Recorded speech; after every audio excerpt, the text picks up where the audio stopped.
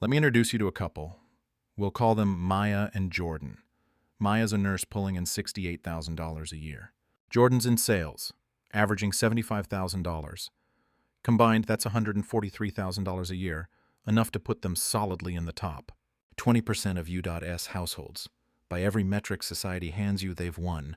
Good careers, good credit, a 4-bedroom house in a good zip code. And yet, every month feels like a scramble. They've got about 6 weeks of expenses saved.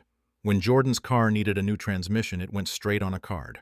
They still haven't paid off. They're not irresponsible. They're not bad with money. They just can't figure out where it all goes. If you've ever stared at your combined household income and thought, we make good money, so why does it feel like none of it is actually ours? Stick around. Because what's happening to Maya and Jordan isn't a personal failure. It's a structural trap, and almost nobody explains it clearly. My name is Bond. James Bond. No, not that one. Not the tuxedo, not the martini, not the guy with the gadgets. Just a regular person who happens to share a name with a legend, and who spends an unreasonable amount of time studying why households that look financially strong on paper are quietly one emergency away from falling apart. If that sounds like your household, hit subscribe, because this is going to reframe how you think about your income. In 1975, roughly 4 in 10 women worked outside the home. Most families ran on a single paycheck. And here's the part that surprises people. That single paycheck wasn't just survivable. It was comfortable. Government wage and housing data from that era show a median income household could cover a median-priced home on around a quarter of their income. Public schools were reasonably funded almost everywhere, not just in the good zip codes. Healthcare was a manageable expense, not a second mortgage. And critically, families had a reserve. If the primary earner got laid off or hurt, the other parent could step into the workforce. That second income wasn't being used. It was insurance, sitting in reserve. Fast forward to today. Workforce participation among women is now well above 55%, and dual-income households are the default, not the exception. We activated the emergency backup plan, permanently. Here's the twist nobody warns you about. Household earnings did rise, but so did the fixed costs of simply existing as a middle-class family. Home prices, adjusted for inflation, have roughly doubled since the 1970s. Healthcare spending per household is up multiple times over. Childcare, which barely factored into a single-income household's budget, now regularly costs $12,000, $18,000 a year per child in many metro areas. College tuition has climbed far faster than wages for over 40 years straight. Every extra dollar the second earner brought home got absorbed by these expanding fixed costs. Not saved, not invested, absorbed. Let's actually trace where a second income goes using Maya and Jordan's numbers. Say Maya's $68,000 is the second income in their household math. Because of how progressive tax brackets work, that second income gets taxed on top of the first, often at an effective rate of 28 to 32% once you count federal, state, and payroll taxes. So $68,000 becomes closer to $47,000 in real take-home pay. Now add childcare. One child in full-time care in a mid-sized city easily runs $14,000 a year. 2 kids, and you're at $26,000 or more. That $47,000 is now down to roughly $21,000. Add the cost of a second commute, gas, wear on the car, parking. Call it $4,000, $6,000 a year.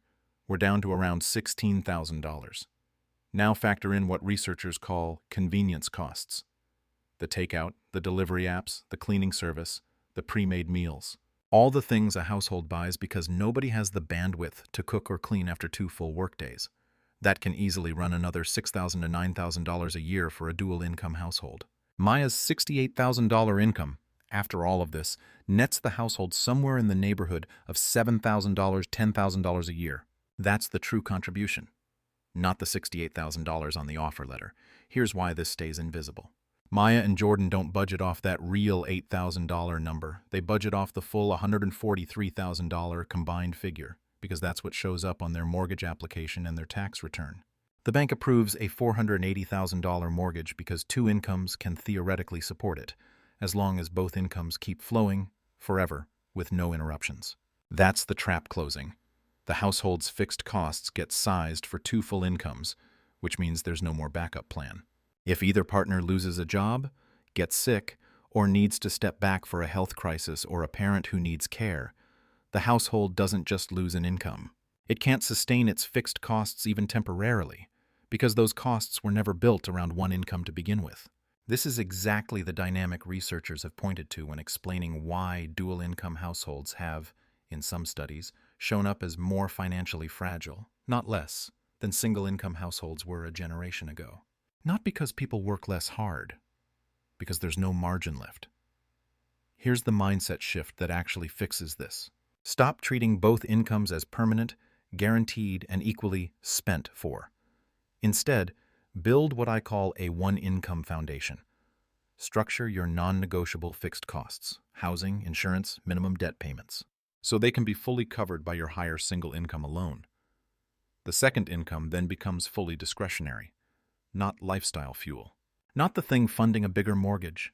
It becomes the engine for your emergency fund, then retirement accounts, then investments.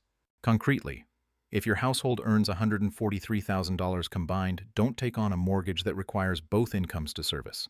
Take on one that a single $75,000 income can comfortably carry.